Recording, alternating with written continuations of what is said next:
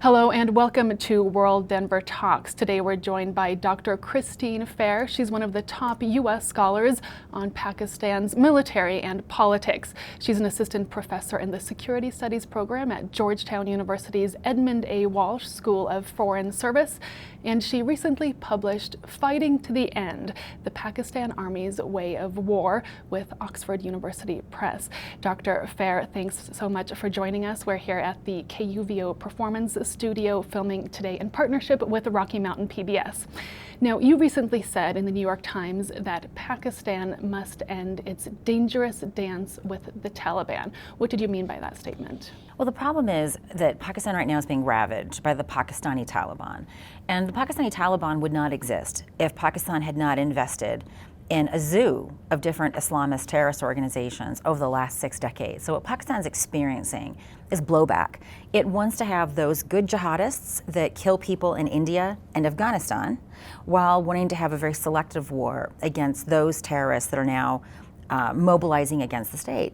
And you can't do that. You can't have good jihadists and terrorists. I mean, they're recruiting from the same organizations. They're drawing from the same ideology that the state has nurtured.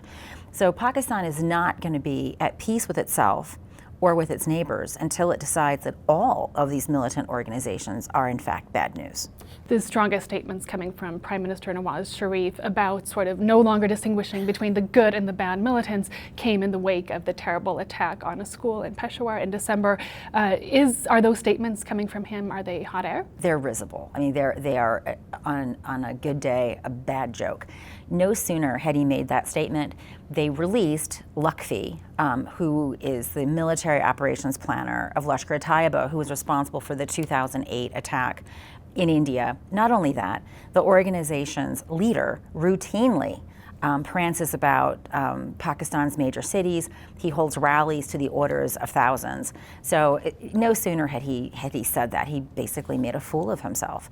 Now, in point of fact, even if he wanted to crack down on these militants, and I don't think there's any evidence that he doesn't control that policy, quite frankly. The military controls that policy. So this is one of those situations where whenever he makes a statement like that, the military is the one that decides how they're going to deal with the militant. So it's easy to make him look like a fool, right?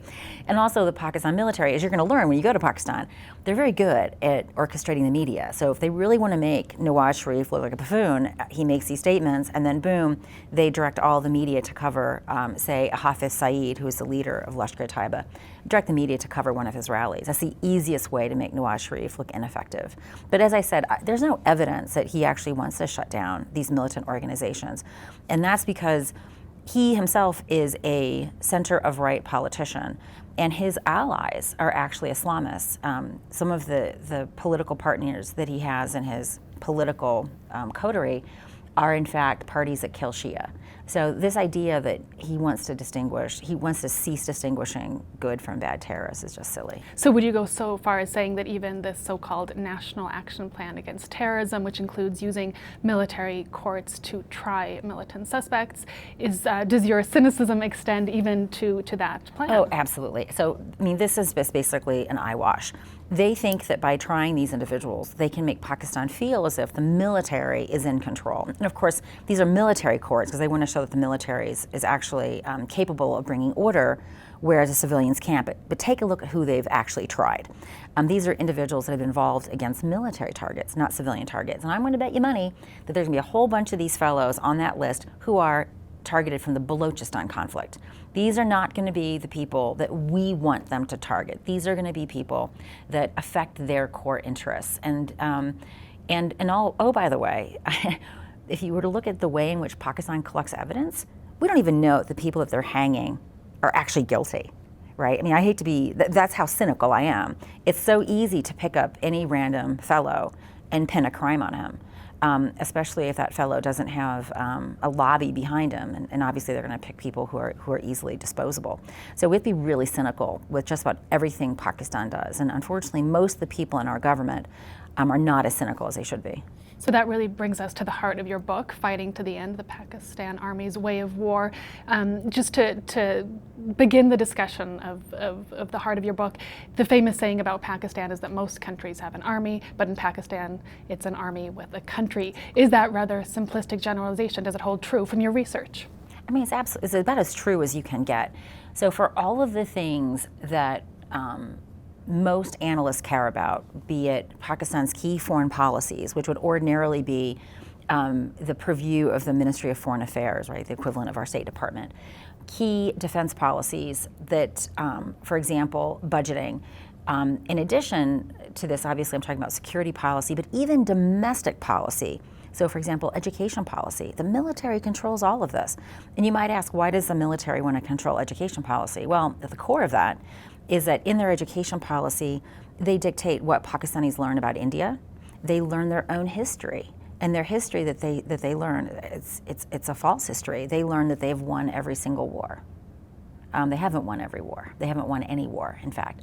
So the ability of the Pakistan Army to manipulate the way in which Pakistanis understand not only the country, but the region and the world cannot be overstated.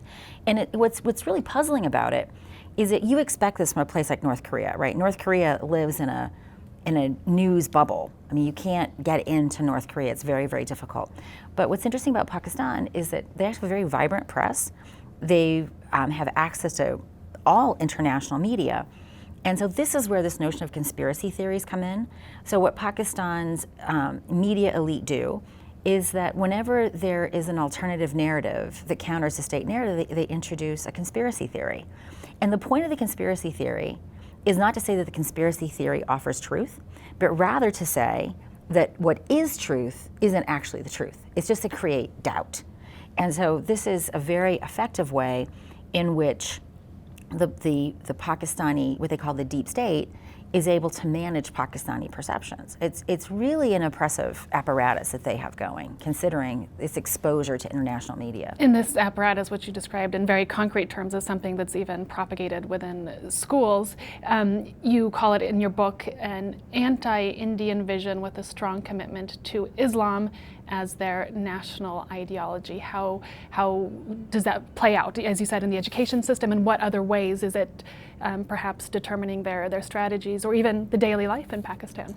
So this goes back to the logic of why Pakistan was founded when the British decolonized South Asia. So the proponents of Pakistan said that Muslims and Hindus are separate nations and that they can't live together. And the idea was that in a unified India with a Hindu majority, Muslims would be subjugated to the tyranny of the Hindu majority. And so they argued that there had to be a separate Muslim state for South Asia's Muslims. So in some ways, the founding ideology of Pakistan is a lot like the founding ideology of Israel. People don't like to hear that, but in fact, there's a lot of comparisons. So this is called the two-nation theory. And Pakistan felt deprived of the process of partition. It didn't get the Muslim majority area of Kashmir. And so Pakistan's demands for Kashmir stem directly from this two-nation theory. And so if Pakistan lets go of this concept of the two-nation theory, a couple things happen. One, the two-nation theory sets up India as Hindu by virtue of the design. And of course, India can't accept the two-nation theory because it has Muslims, it has Sikhs, it has everyone else living within the fabric of that state. So the two-nation theory, from the Pakistani point of view, sets up India and Pakistan in a civilizational war that has no end. This also means that Pakistan's demand for Kashmir also has no end. So there's an ideological argument to this, but there's also an institutional argument, because if there were in fact some way of having a rapprochement with India, the ability of the Pakistan Army to commandeer all resources and to run the state at will would be deprived. So you'll always see when there's a civilian effort to make peace with India, the army is always the spoiler because they have the most to lose, both institutionally, but also in terms of the ideology that they promote. There was, looking at the news today, there was an attack in the capital, Islamabad, on a Shia mosque. The media reports are calling it the fourth such attack in 2015. Human rights groups over the past few years have documented several hundred targeted Shia deaths throughout the country. When we talk about the Middle East, we're quite aware of the Sunni-Shia divide, particularly in Iraq. What should we know about the Sunni-Shia divide in Pakistan and how it plays into the reports that we get about militant attacks? So the origins are actually quite similar. They go back to the Iranian Revolution and the Iran-Iraq War. And at the same time in Pakistan, Zia al-Haq was the military dictator running Pakistan at the time, and he was driving a Sunnification effort to make Pakistan a Sunni state. And this was all overlapping with the Iranian Revolution, and the things that he did were very oppressive towards the Shia. So the Iranians began mobilizing Shia militias in Pakistan.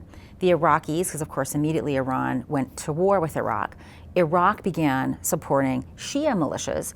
And of course the Arab states, not wanting to be outdone by this atheist Sunni Ba'athist regime, they began putting, I'm talking about the Saudis, the Emiratis, they began putting their money also behind these Sunni militants. And remember, this was also during the period of the Afghan Jihad. So having these Sunni militants was actually very advantageous. We certainly didn't object to this. And remember, we thought at the time that Shia were uncivilized Muslims. We were completely okay with backing extremist Sunni ideologies. Now, over time, there just aren't that many Shia in Pakistan. So over time, the Shia militias were killed. But the radicalization of Sunnis against Shia has remained. So this has been ongoing for decades. Now, so it ties into the Middle East because, of course, what we're seeing in the Shia-Sunni conflict is really a strategic competition between Iran and Saudi Arabia. So very similarly, tying Pakistan to, say, ISIS, the Islamic State, those elements that are going to fight in Syria and Iraq are those very same militant groups that target Shia because they want to go kill Shia or Alawites, which are kind of Shia in Syria. And so what's happening in Pakistan in terms of the Shia sectarian, the Shia-Sunni sectarian conflict has its origins in this Saudi-Iran rivalry, but the historic specificities of it have to do with events that were happening in Pakistan and Afghanistan when the Iranian Revolution were happening. But they're very much interrelated. Saudi Arabia puts a lot of money into investing in Sunni madrasas and in Sunni mosques that support this anti-Shia ideology. And when Iran can, Iran also tries to support Iranian, i.e. Shia cultural institutions, not only in Pakistan. Their ability to do that is obviously very restricted, but also, for example, in neighboring Afghanistan. So these are all very interconnected conflicts, really stemming from the competition between Iran and Saudi Arabia. And final question, staying in the Middle East, obviously the biggest issue, even on the world stage, you could say these days, is the Islamic State, where it's risen and spread, where most experts wouldn't have predicted it. It's inspiring attacks even in the West, recruiting quite successfully from the West. In comparison to something like the Islamic State, could we say that the Pakistani Taliban and their violence, a terrible scourge within the country, but still a relatively small problem? Well, it depends on, if you're Pakistani, they're a bigger problem. About 40,000 Pakistanis have died since 9/11. 40,000. That's an enormous number. ISIS hasn't killed anywhere near that number, right? They might be terribly, terribly savage. I'm not degrading their savagery. But if you're a Pakistani, you care more about, and especially if you're Shia, if you're an Ahmadi, if you're not one of the Sunni groups that are blessed and considered to be the most important kind of Sunni in Pakistan, you're a target. It's open season for you if you're a Shia. It's open season if you're an Ahmadi. It's even open season if you're a Sufi, which is, by the way, the majority of Pakistan's population. So when as a Pakistan analyst, and given that Pakistan has nuclear weapons, quite frankly, I find the dynamics to be far more injurious to our interests in Pakistan than ISIS. Let's be really blunt. We could have eliminated ISIS. I don't mean to be flippant. Their intelligence signature is incredibly straightforward. They drive around in vehicles that they pilfered from the Iraqis, which we gave them, with their flag. From an intelligence targeting point of view, that's called blow them up, right? If we had actually had a sustained air campaign against them before they got this big, we could have eliminated them. And I'm a Democrat, but you can understand Obama's problems. I mean, going into congressional re-elections, he didn't want to give the impression that he was leading us into a war. But my friends who are drone pilots, from their point of view, we could have just taken these guys out. I mean, they drive around in regular military formation. Why aren't we eliminating them? So the more ISIS looks like a conventional military, the easier it is for us to deal with them. The reason why we haven't dealt with them is political apathy, nothing else. They are not our existential threat. We have far bigger threats than ISIS, in my view.